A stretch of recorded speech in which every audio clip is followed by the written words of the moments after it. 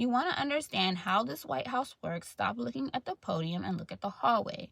Vanity Fair profiles Susie Wiles, Trump's chief of staff, and what comes through is simple and unsettling.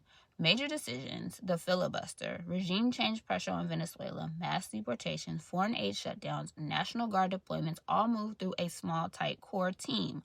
Wiles, J.D. Vance, Marco Rubio, Stephen Miller. That's the nerve center. Why does this matter to regular people?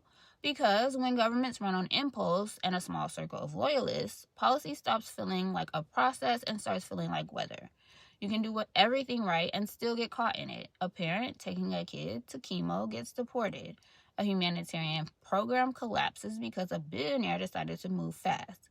A city wakes up to troops because the president declared an emergency. Your life becomes subject to someone else's mood and messaging. Wiles tries to brand herself as the responsible adult. She says she pushes back sometimes. She says she's not an enabler. She also describes her job as facilitating Trump's vision. And she repeatedly frames extreme actions as necessary disruption. In her words, you push too far to get back to the middle. That is a dangerous theory to test on real people. And the profile is full of tells. She describes Trump as having an alcoholic's personality, meaning grand confidence, exaggerated reactions, zero sense of limit. She calls Vance a conspiracy theorist. She calls Russell Voigt a zealot. She says Elon Musk is a solo actor, ketamine sleeping bag in the executive office building, and still the machine kept moving. Historically, chiefs of staff are supposed to be guardrails. Baker talked Reagan out of touching Social Security. When chiefs fail at that role, you get outreach scandals, and we didn't think it would go that far excuses. That's not ancient history. That's how executive power breaks things. The sharpest line in the whole piece is the one that tells who she is.